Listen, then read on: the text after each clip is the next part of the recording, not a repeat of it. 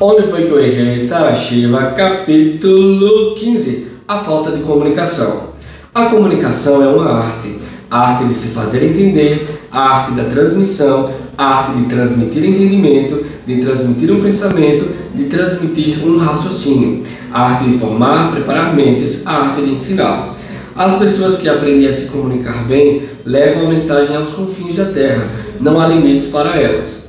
E a Bíblia fala sobre a questão da Torre de Babel, que todo mundo estava construindo aquela torre para se chegar próximo a Deus. E Deus falou, bora confundir a língua desse povo aí, porque se a gente não confundir a língua desse povo, eles vão fazer o que eles quiserem.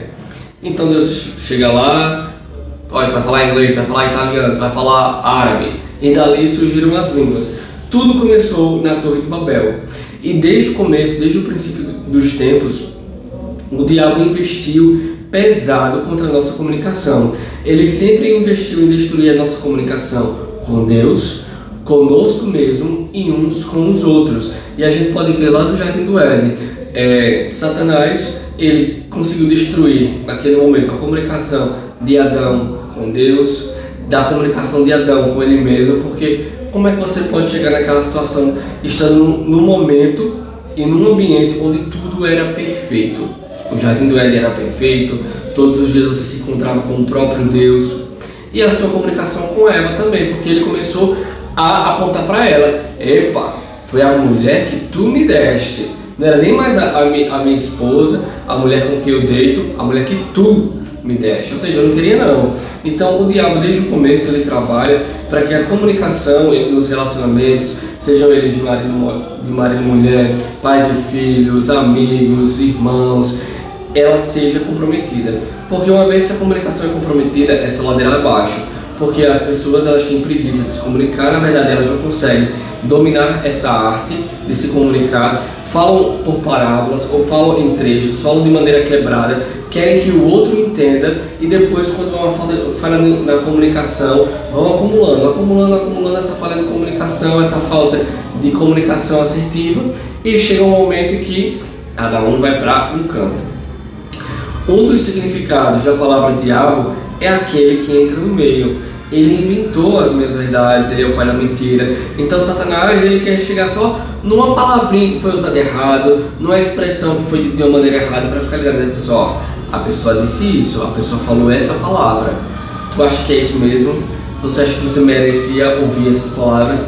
E o diabo ele entra ali no meio para destruir os relacionamentos através da comunicação.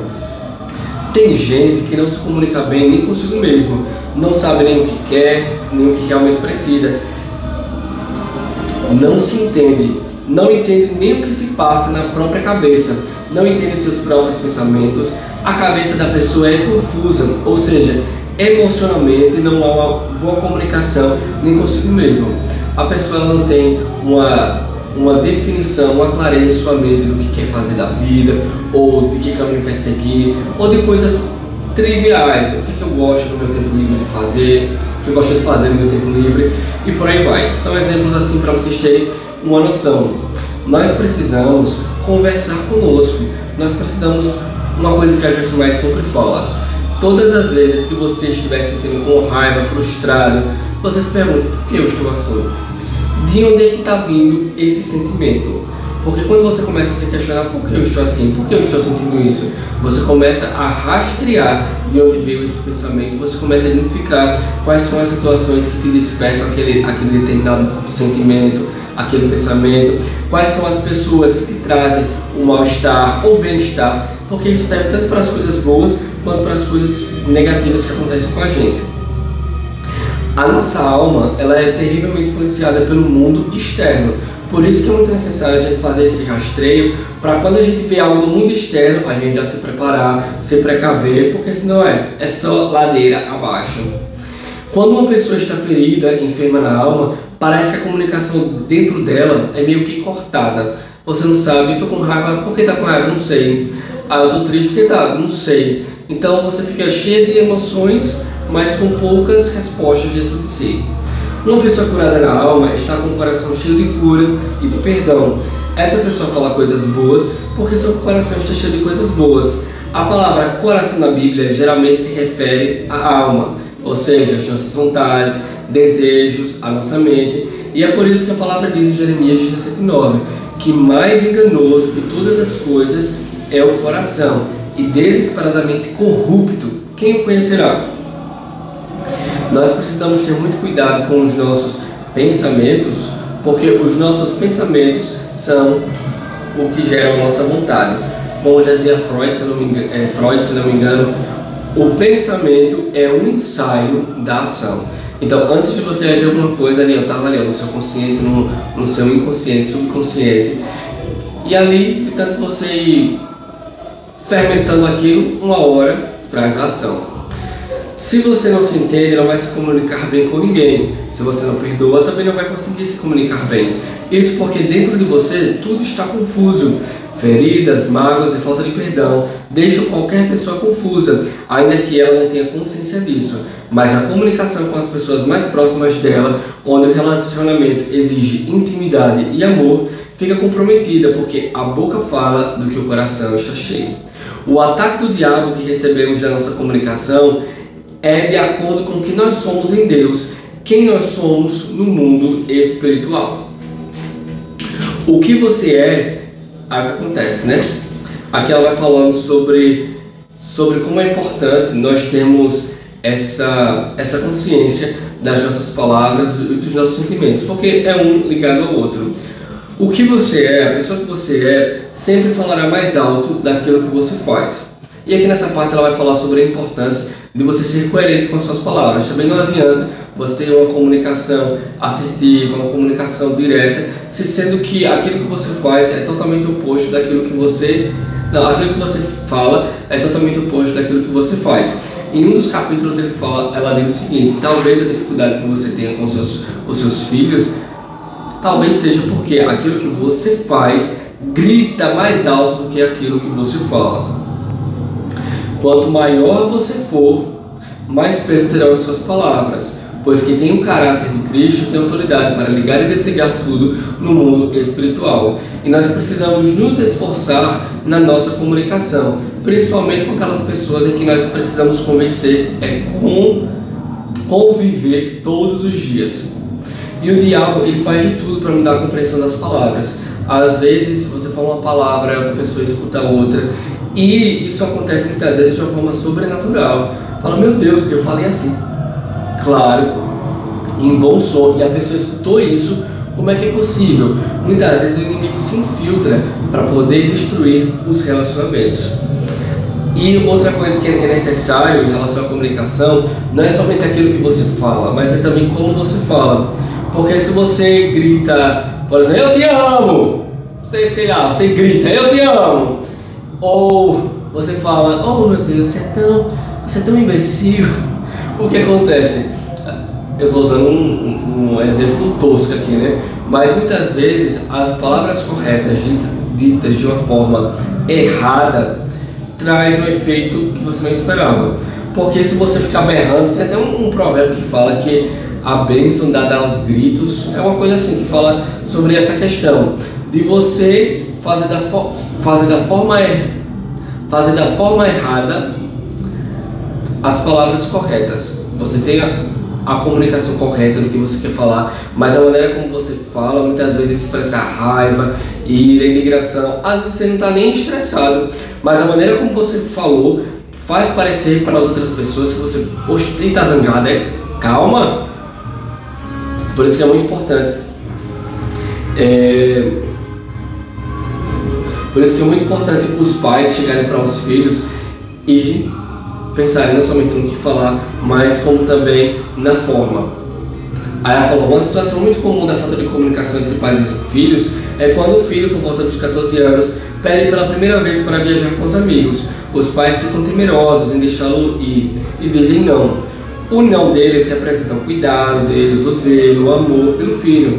Quando eles dizem não, tudo dizem em seus corações: nós o amamos tanto que não queremos que você se exponha a situações perigosas. Porém, o filho não entende dessa forma. O que o filho entende é: nós não nos importamos com você, ou então, o que você quer fazer não é importante para nós. Dessa forma, nenhum dos dois se entende, nem os pais, nem os filhos. E quando é como se eles falassem dois idiomas completamente diferentes. Um fala em português, o outro fala grego. Esse é um dos maiores problemas da criação dos filhos, falarem línguas diferentes. Porque os pais não percebem essa dificuldade de comunicação. E esse é um dos maiores problemas da criação dos filhos, porque os pais não percebem essa dificuldade na comunicação. Aqui ela vai falar sobre outros exemplos, que na adolescência os filhos eles falam a língua da inconstância, da insegurança, os hormônios à flor da pele, e os pais, ao invés de tratarem os filhos como adolescentes, naquela fase que eles estão, eles começam a pegar e reprimir os filhos ou castigá-los, nunca param para escutar, e isso aí, essa comunicação vai sendo o quê? Cortada. O que acontece lá na frente é que o filho fique queira estar perto dos pais, coisa que não vai acontecer.